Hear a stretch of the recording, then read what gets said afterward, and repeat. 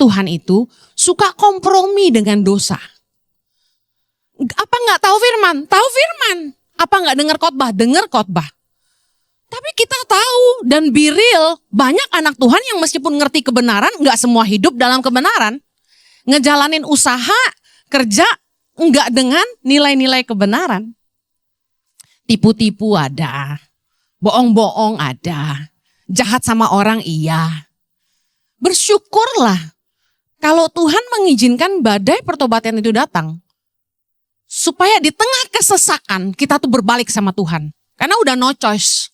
Daripada Tuhan membiarkan kita bermain-main dengan dosa lalu kita binasa. Tuhan mau kita diselamatkan, katakan amin.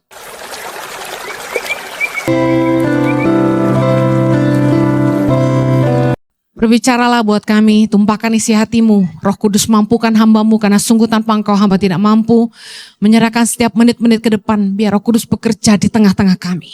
Menjamah setiap umatmu yang mendengarkan secara onsite maupun online Tuhan. Terpujilah namamu, hanya di dalam nama Yesus yang berdoa. Yang siap diberkati Tuhan sama-sama katakan, amen. Silakan duduk kembali.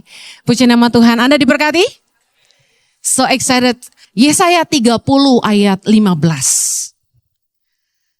Kita baca sama-sama.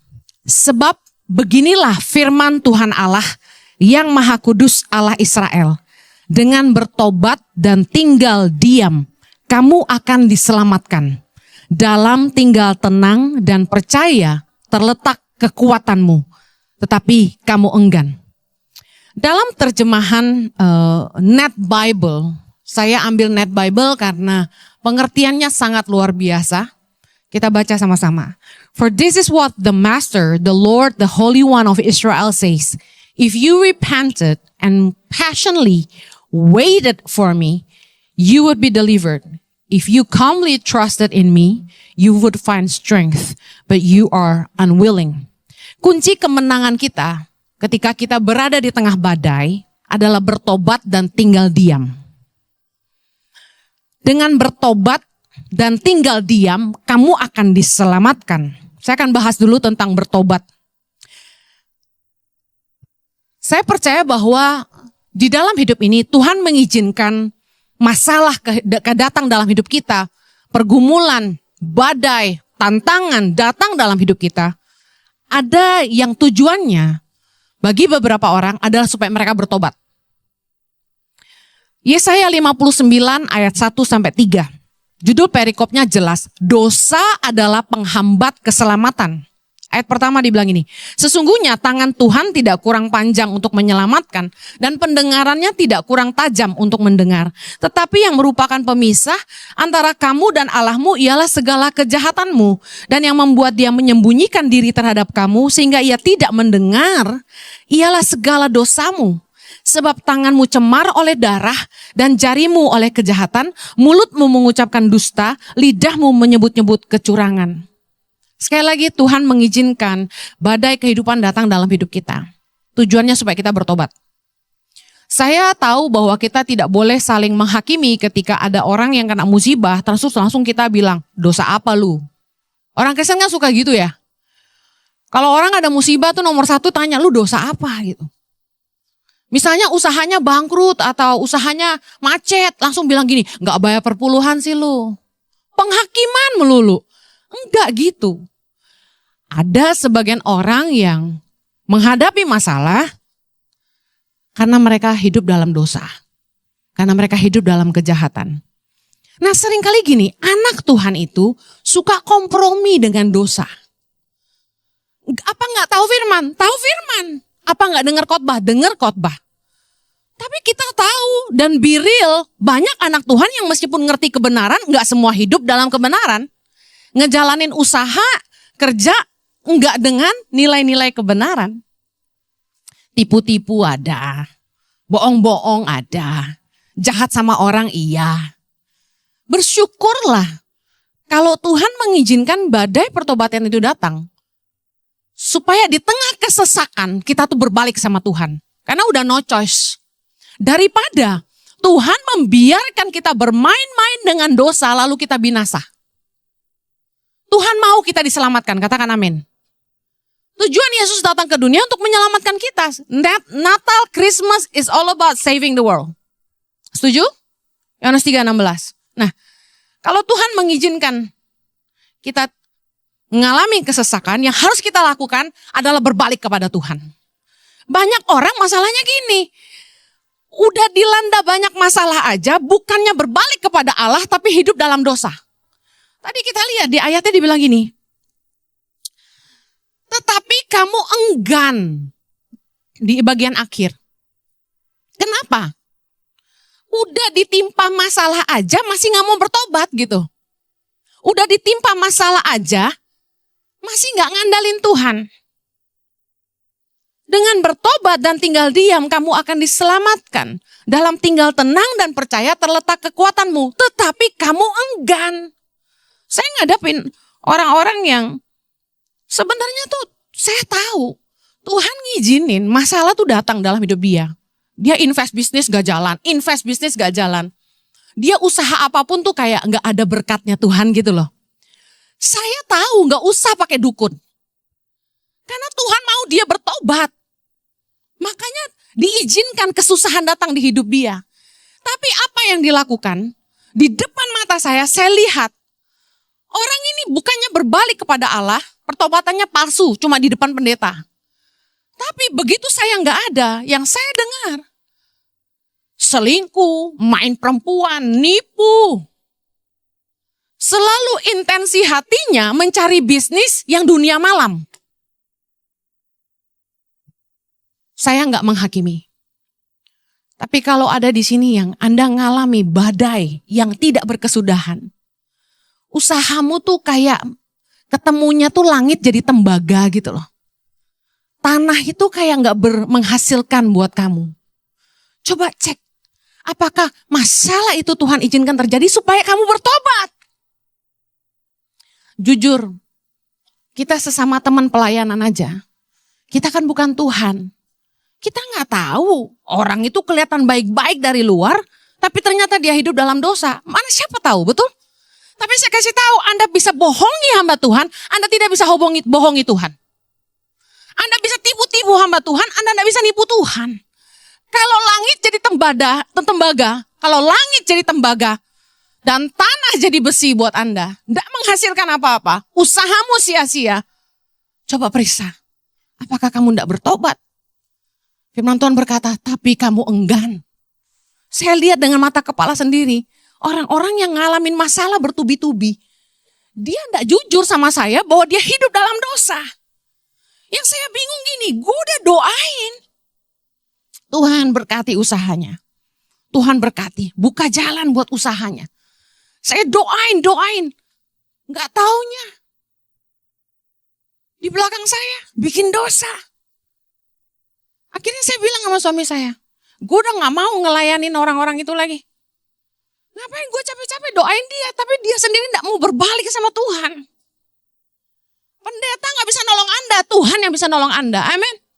Seringkali orang itu cari pendeta kayak cari dukun. Bahkan kalau pendeta udah gak bisa bantu, cari dukun. Saya kasih tahu, gak ada orang yang bisa tolong Anda. Kalau Anda gak berbalik kepada Allah, gak ada jalan keluar bagi hidupmu. Berbaliklah kepada Allah, jangan keraskan hatimu.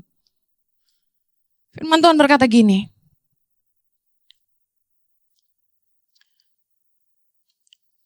2 Tawarikh 15 ayat yang keempat. Kunci bebas dari kesesakan. Tetapi dalam kesesakan mereka berbalik kepada Tuhan Allah Israel. Mereka mencarinya dan ia berkenan ditemui oleh mereka. Sebenarnya metanoia, pertobatan itu berbalik 180 derajat. Berbalik sungguh-sungguh kepada Allah dan meninggalkan dosa. Nah, kenapa Tuhan izinin kita masuk dalam badai kehidupan? Masalah bertubi-tubi, cuma karena ini. Tuhan tuh pengen kamu datang sama dia. Serindu itu.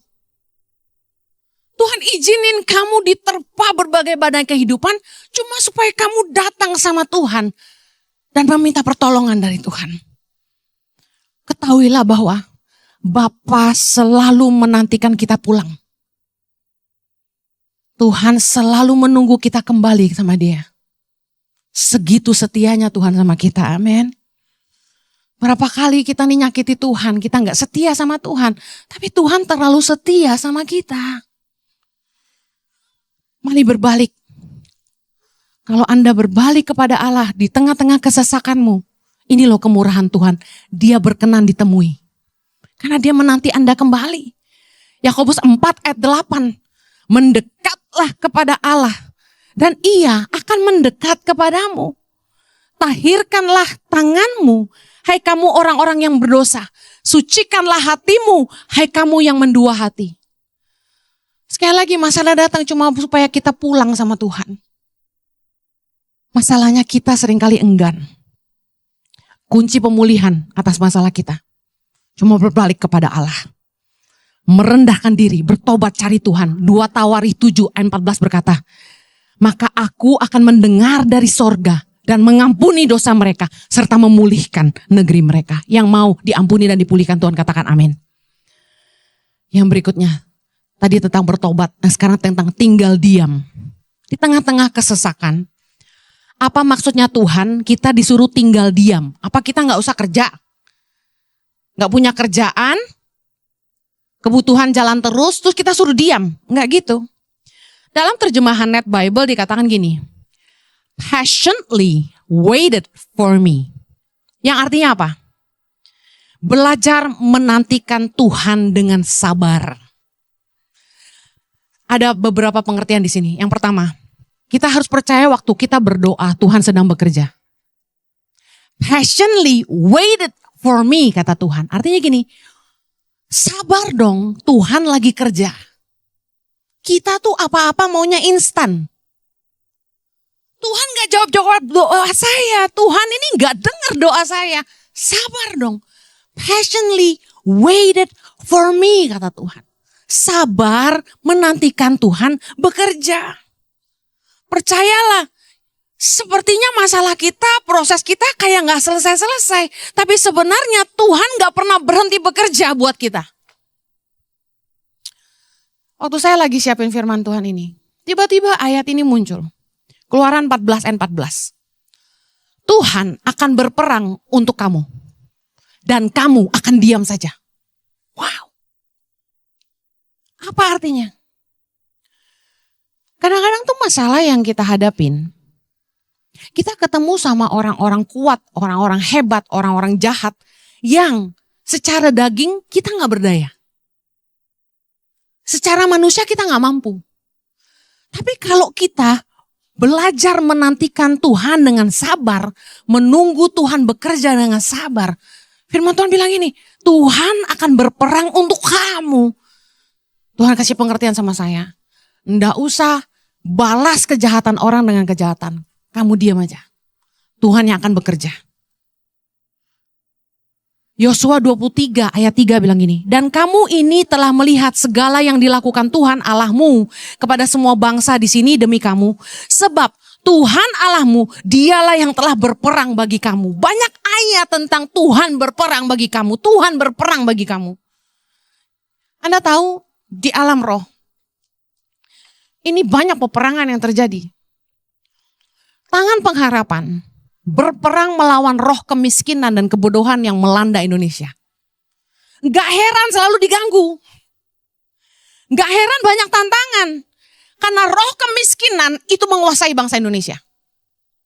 Dan ketika kami melakukan tangan pengharapan yang tersebar luas di seluruh Indonesia, khususnya di kantong-kantong Kristen, umat Kristiani, kita sedang berperang melawan roh. Firman Tuhan berkata, peperanganmu bukanlah melawan roh dan darah dan daging, tapi melawan roh-roh di udara. Kita ngapain orang Kristen? Berantem kanan kiri, berantem sama adik, berantem sama kakak, berantem sama orang tua, berantem sama tetangga. Ngurusin yang gak penting-penting. Ngurusin tuh yang lebih, apa sih? Bermanfaat dan patriotik gitu loh. Ngurusin bangsa dong. Ngapain? CRT ribut gitu kan. Peperangan kita itu melawan roh-roh di udara. Nah, waktu saya nih sebagai manusia kayak ngerasa gak sanggup dengan visi yang Tuhan kasih ke saya gitu. Ada orang yang berpikir, Bu Heni ini bikin-bikin. Masa mau melahirkan 1000 pemimpin buat Indonesia? Saya kasih tahu, itu bukan visi dari saya. Emangnya ada orang yang sekurang kerjaan itu mau kuliahin 1000 anak Indonesia? Ada? Tolong angkat tangan. Tolong dong, butuh kita. Ada nggak yang mau kuliahin 1000 anak Indonesia? Angkat tangan. Saya nggak kurang kerjaan. Nyokolain anak kandung 3 aja, ampun Tuhan. Siapa yang mau? Urusannya opo? Kita itu kalau ngadepin peperangan di Indonesia ini dengan kemiskinan, rasanya tuh putus asa. Tapi Tuhan bilang sama saya, kamu akan diam saja. Aku akan berperang untuk kamu. Amen. Amen. Kita akan lihat Tuhan. Saya kasih tahu, visi itu dari Tuhan, bukan dari saya.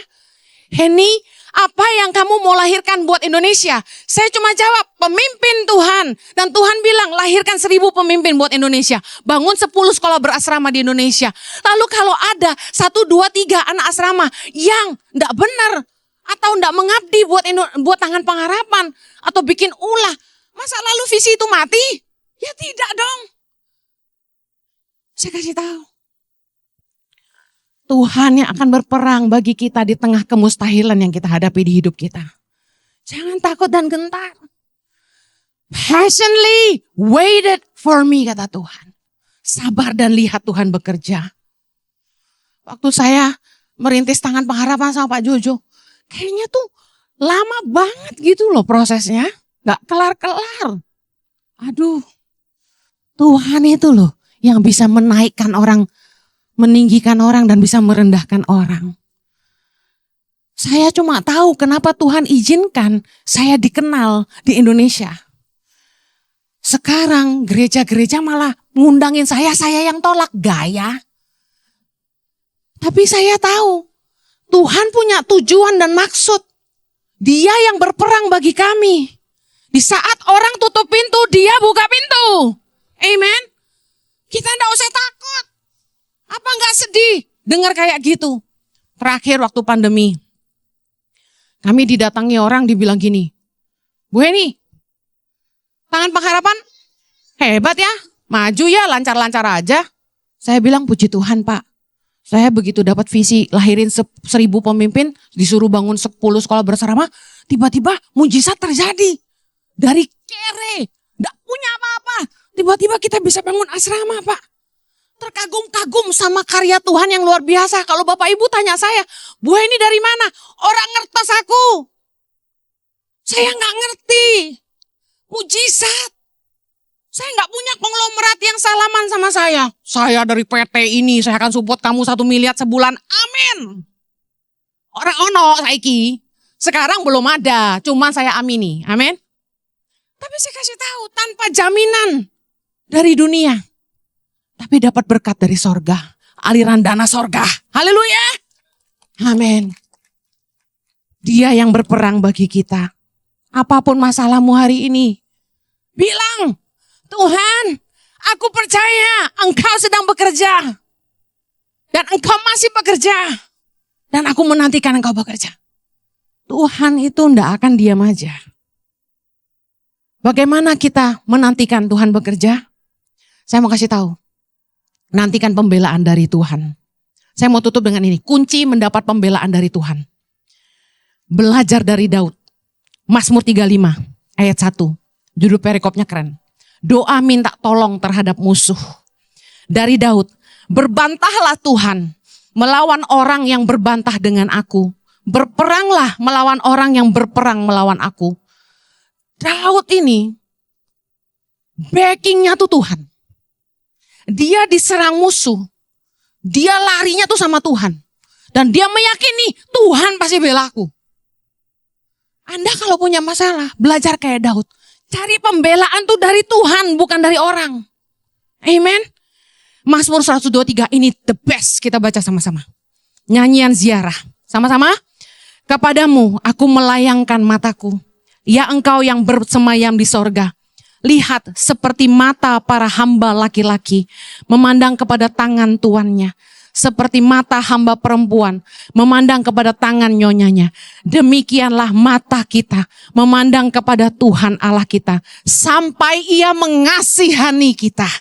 Kasihanilah kami ya Tuhan, kasihanilah kami. Sebab kami sudah cukup kenyang dengan penghinaan. Jiwa kami sudah cukup kenyang dengan olok-olok. Orang-orang yang merasa aman dengan penghinaan orang-orang yang sombong. Lihat, kalau kamu mau dapat pembelaan dari Tuhan, pandang tangan Tuhan. Anda tahu istilah puppy eyes? Look at your husband with your puppy eyes. Artinya gini, memandang dengan tatapan minta belas kasihan, minta kemurahan. Dikatakan, demikianlah mata kita memandang kepada Tuhan Allah kita sampai Ia mengasihani kita. Cari pembelaan Tuhan. Menantikan Tuhan bekerja itu pertama, tapi yang kedua, ayo minta Tuhan bela saya. Masa kau biarkan aku dihina? Aku udah kenyang dihina orang Tuhan. Dengar baik. Berharap sama Tuhan tuh kayak gitu. Ngomong sama Tuhan. Saya waktu disakiti sama orang, saya ngadu sama Tuhan. Awas tuh jajat sama gue laporin sama bapak gue loh. Loh iya dong, anak kecil aja bisa ngerti. Kok kita gak ngerti? Saya dijahatin sama orang, saya duduk di pinggir ranjang, saya nangis. Tuhan, aku sakit, aku luka. Aku luka banget diomongin gitu. Masa janjimu dalam hidupku diketawain Tuhan? Masa engkau diam aja? Terus habis doa minta pembelaan Tuhan, saya langsung mikir gini, kalau dia dihukum Tuhan gimana? Saya ganti doa saya, Tuhan, tapi ampuni dia. Karena dia gak tahu apa yang dia perbuat. Karena saya takut Tuhan hukum orang itu gitu kan. Dengar. Jangan jahat sama orang. Kalau Anda mau dibela Tuhan. Amsal 20 ayat 22. Baca sama-sama. Janganlah engkau berkata, aku akan membalas kejahatan. Nantikanlah Tuhan, Ia akan menyelamatkan engkau.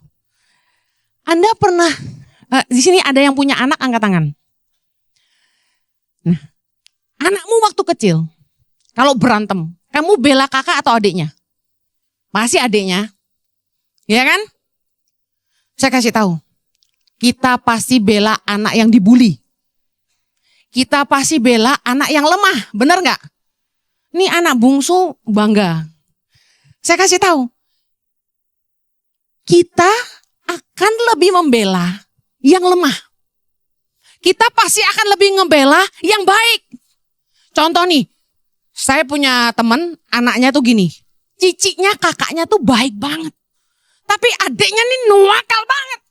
Cicinya dipukulin, digigit, ditonjok gitu. Mamanya, jangan. Belain cicinya. Jarang nih yang kayak gini nih. Tapi karena dia lihat cicinya enggak melawan. Cicinya baik. Cicinya sayang adiknya. Adiknya pukulin dia, tendangin dia. Jenggut dia. Dia cuma tahan pegang tangannya gini. Kesian banget tuh cicinya. Pengen tak jitak tuh adiknya. Gemes aku. Saya bilang jangan, don't do that. Don't do that, don't hurt your sister. Cicinya baik banget. Cicinya enggak lawan. Cicinya diem loh, dijengkutin sampai gini-gini loh. Dipegangin tangannya, gemes aku. Tapi saya kasih tahu. Karena dia tidak melawan. Karena dia baik sama adiknya. Karena dia sayang sama adiknya. Kita bela dia. Tuhan juga sama. Kalau kamu enggak balas kejahatan sama kejahatan, Tuhan akan bela kamu. Bayangin, saya udah lagi minta pembelaan dari Tuhan, mikir takut Tuhan hukum orang. Kalau kamu enggak jahat sama orang, Tuhan akan bela kamu. Nantikanlah Tuhan, firman Tuhan berkata tadi, janganlah kamu berkata, aku akan membalas kejahatan dengan kejahatan. Nantikanlah Tuhan, Ia akan menyelamatkan engkau. Kalau kamu jagoan, Kurang ajar, kamu ndak tahu aku siapa? Anda balas, Tuhan ndak bela. Sama, waktu kita lihat anak kita, yang satu nonjok, yang satu balas, wah kan? Akhirnya apa yang kita lakukan? Teng, silakan, ya, ayo, pukul. Sampai di sini mama yang saking putus asa lakukan hal yang sama. Kalau Anda mau dibela Tuhan, jangan jahat sama orang. Amen. Pertama, bertobat. Yang kedua, nantikan Tuhan bekerja. Yang ketiga, jangan balas kejahatan dengan kejahatan. Tapi andalkan belas kasihan Tuhan. Minta Tuhan itu mengasihani kita. Saya percaya orang yang nabur kejahatan, dia malah akan nuai kejahatan juga. Amsal 17 ayat 13 berkata, siapa membalas kebaikan dengan kejahatan, kejahatan tidak akan menghindar dari rumahnya. Saya kasih tahu, kalau orang baik sama kamu jangan jahat sama dia. Karena kalau kamu nabur kejahatan atas kebaikan orang, firman Tuhan berkata, kejahatan tidak akan menghindar dari rumahnya. Anda akan naruh kutuk atas hidupmu sendiri. Ayub 4 ayat 8. Yang telah kulihat ialah bahwa orang yang membajak kejahatan dan menabur kesusahan, ia menuainya juga. Hati-hati yang suka jahat sama orang. Yang suka bikin orang susah, Anda akan menuai taburan Anda. Pastikan Anda tidak nabur kejahatan. Bu Heni, kalau kita tidak salah, tapi orang lain yang jahat sama kita, terus gimana? Masa kita diam aja? Ada tuh yang ngomong gitu di Instagram. Hakim-Hakim 11 ayat 27, ini jawabannya. Jadi, aku tidak bersalah terhadap engkau, tetapi engkau berbuat jahat terhadap aku dengan berperang melawan aku. Tuhan hakim itu. Dialah yang menjadi hakim pada hari ini antara orang Israel dan Bani Ammon. Artinya gini, kalau orang tuh jahat sama kita, sementara kita tidak jahat sama dia, lalu bagaimana? Apakah Anda percaya Tuhan itu hakim yang adil? Biarlah Tuhan itu yang menghakimi kita. Kita jangan jadi hakim sendiri. Apa yang kita harus lakukan dong kalau gitu? Lakukan firman Tuhan. Amsal 25 ayat 21. Baca sama-sama. Jikalau seterumu lapar, berilah dia makan roti. Dan jikalau ia dahaga, berilah dia minum air. Karena engkau akan menimbun bara api di atas kepalanya. Dan Tuhan akan membalas itu kepadamu. Apa artinya menimbun bara api? Artinya gini, kamu waktu orang jahat sama kamu dan kamu balasnya baik, kasih dia makan waktu dia lapar. Musuh itu jahat sama kamu, waktu dia lapar kamu kasih makan. Waktu dia haus kamu kasih minum. Waktu dia susah kamu tolong dia. Kamu lagi bilang gini, bara api itu, Tuhanlah yang akan membalas semua perbuatanmu. Pembalasan itu dari Tuhan dan bukan dari saya. Amen. Waktu Anda ngambil bagian hakim dan Anda yang balas, Tuhan tidak bela kamu. Tapi waktu kamu balas kejahatan dengan kebaikan, kamu naruh bara api di atas kepala orang itu dan berkata, pembalasan itu dari Tuhan, bukan dari saya. Bukankah Yesus juga mengajarkan yang sama? Lukas 6, kasihilah musuhmu. Ayat 27, sama-sama. Tapi kepada kamu yang mendengarkan aku berkata, kasihilah musuhmu dan berbuatlah baik kepada orang yang membenci kamu. Mintalah berkat bagi orang yang mengutuk kamu. Berdoalah bagi orang yang mencaci kamu. Kalau orang jahat sama kita, Anda cuma perlu memastikan Anda tidak jahat sama dia. Selebihnya, serahin sama Tuhan. Ingat di tengah badai apa yang Anda harus lakukan? Pertama, bertobatlah. Coba periksa, apakah cara-cara bisnismu salah? Ada orang yang nipu duit orang. Lalu dia makan uang hasil tipuan itu untuk hidup foya-foya. Lalu dia pakai uang itu untuk bikin usaha. Apa yang saya lihat? Tidak ada berkat Tuhan di situ. Dan saya nasihati, bahkan suami saya nasihati. Sebaiknya kembalikan uang-uang orang yang Anda ambil. Uang hasil penipuan yang membuat dia bersenang-senang di atas penderitaan orang lain. menjadi sebuah kutuk yang membuat dia hidup terus dalam dosa. Uang itu sia-sia, bikin hidupnya sia-sia. Dan yang kedua saya lihat, uang itu dibikin usaha apapun tidak jalan. Karena berkat Tuhan tidak akan ada ketika kita hidup dalam dosa. Amin. Tangan Tuhan tidak kurang panjang, telinga Tuhan tidak kurang peka mendengar. Tapi yang jadi penghalang antara kita dengan Tuhan adalah dosa. Saya tidak tahu keadaan Anda. Tapi kalau Anda terus dalam pergumulan, mungkin ada masalah hutang karena tidak bijak mengelola keuangan. Mungkin ada masalah lain-lain. Yuk beresin yuk. Di dalam kesesakan berbaliklah kepada Tuhan, maka Tuhan akan berkenan ditemui dan menolong Anda. Yang berikutnya, tinggal diam, Anda akan diselamatkan. Artinya diam apa tadi? Belajar sabar menantikan Tuhan bekerja. Percayalah waktu kamu lagi doa, kelihatannya pergumulan itu gak kelar-kelar, tapi Tuhan tuh lagi kerja, sabar. Amen. Belasan tahun saya sabar nunggu Tuhan kerja. Yang terakhir, mencari pembelaan itu dari Tuhan. Pandang Dia. Yuk, pejamkan matamu. Biarlah kita jadi hamba yang memandang kepada tangan tuannya. Sampai kita mendapat belas kasihan dari Dia. Aku hamba gak tahu Tuhan apa pergumulan umatmu.